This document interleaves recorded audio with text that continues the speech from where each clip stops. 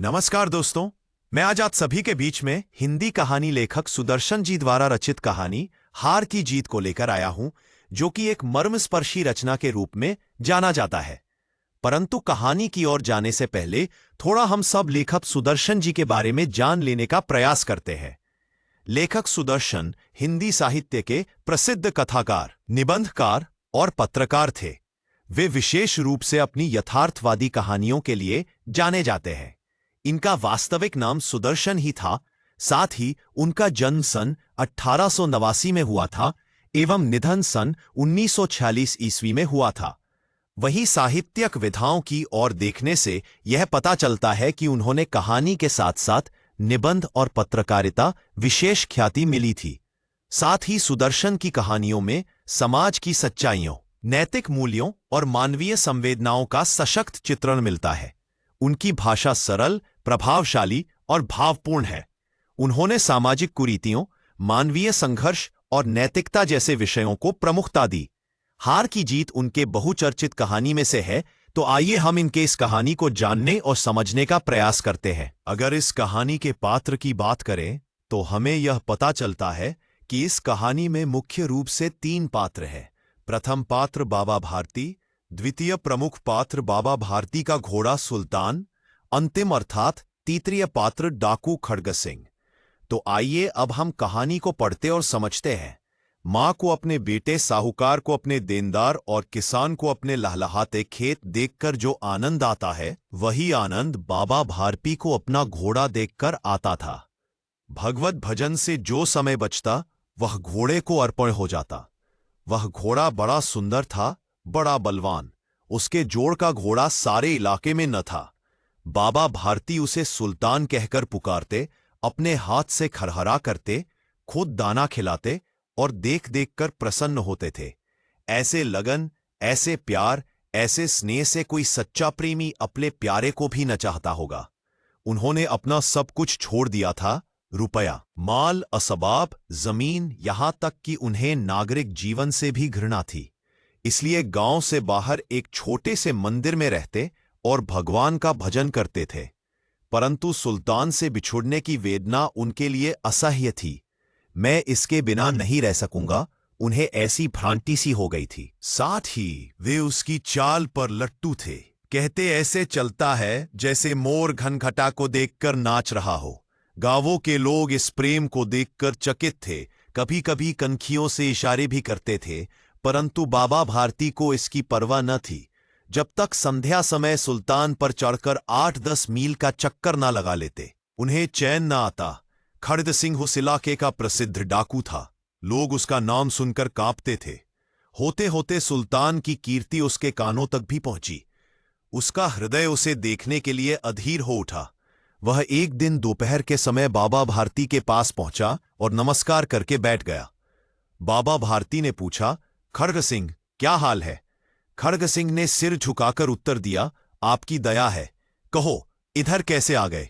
सुल्तान की चाह खींच लाई। तब बाबा भारती बताते हैं कि विचित्र जानवर है, देखोगे तो प्रसन्न हो जाओगे। मैंने भी बड़ी प्रशंसा सुनी है। उसकी चाल तुम्हारा मन मोह लेगी। कहते हैं देखने में भी बहुत सुंदर है। क्या कहना, जो उसे एक बार देख लेता है उसके हृदय पर उसकी छवि अंकित हो जाती है। बहुत दिनों से अभिलाषा थी, आज उपस्थित हो सका हूं। और फिर बाबा और खड़ग सिंह दोनों अस्तबल में पहुंचे। बाबा ने घोड़ा दिखाया घमंड से, खड़ग सिंह ने घोड़ा देखा आश्चर्य से। उसने सैकड़ों घोड़े देखे थे, परंतु ऐसा बांका घोड़ा उसकी आंखों से कभी नहीं गुजरा था। सोचने लगा, भाग्य की बात है, ऐसा घोड़ा खड़ग सिंह के पास होना चाहिए था। इस साधु को ऐसी चीजों से क्या लाभ? कुछ देर तक आश्चर्य से चुपचाप खड़ा रहा। इसके पश्चात हृदय में हलचल होने लगी। बालकों की सी अधीरता से बोला, परंतु बाबाजी, इसकी चाल ना देखी तो क्या? बाबाजी भी मनुष्य ही थे। अपनी वस्तु की प्रशंसा दूसरे के मुख से सुनने के लिए उनका हृदय अधीर हो गया। घोड़े को खोलकर बाहर लाए और उसकी पीठ पर हाथ फेरने लगे। एकाएक उचक्कर सवार हो गए। घोड़ा वायु वेग से उड़ने लगा।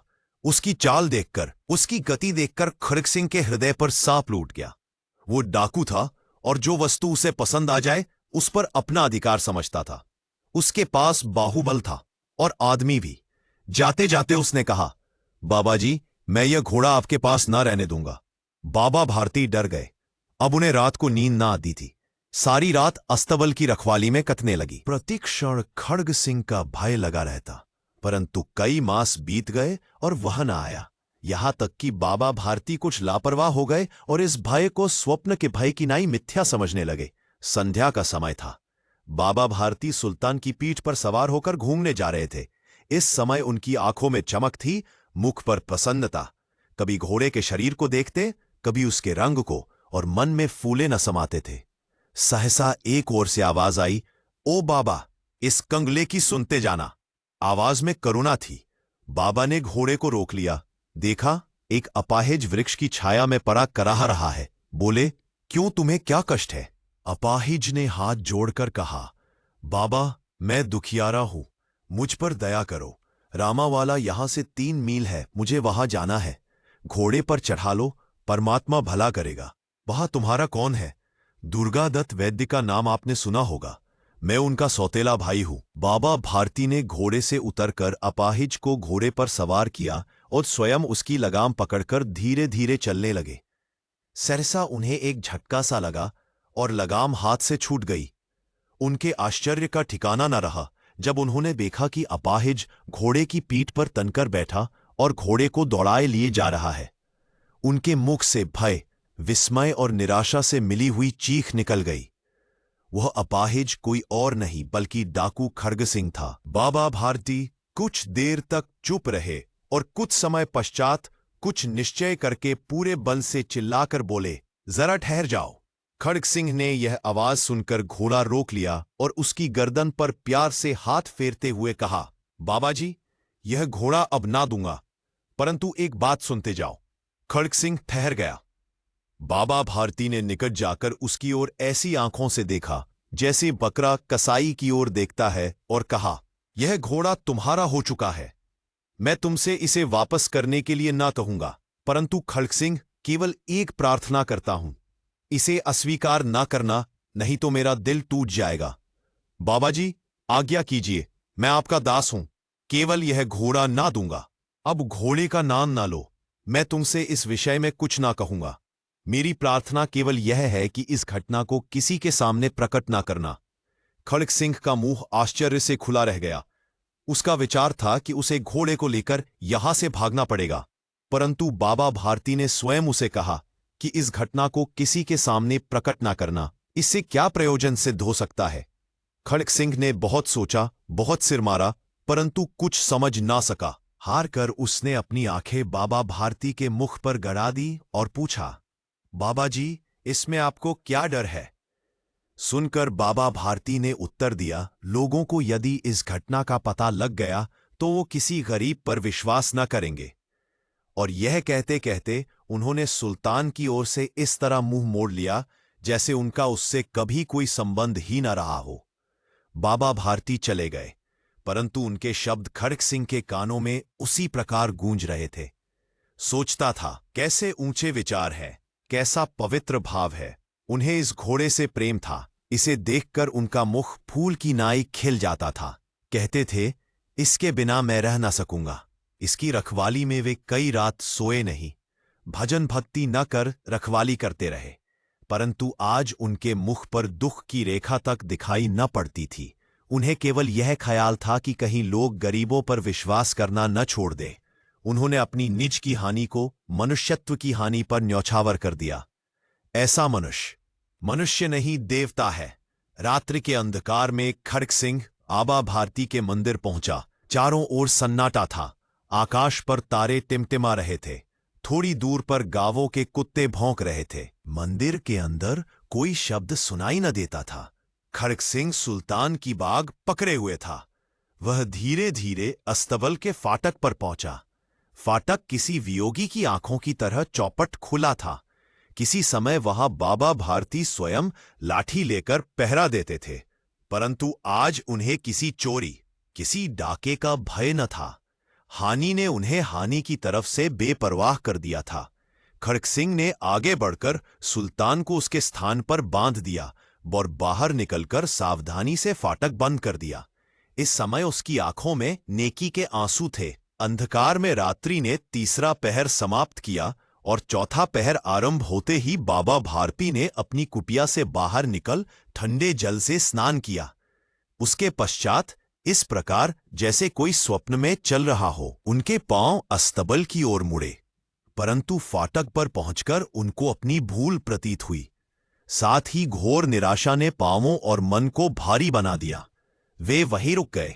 घोड़े ने स्वाभाविक मेघा से अपने स्वामी के पांवों की चाप को पहचान लिया और जोर से हिनहिनाया।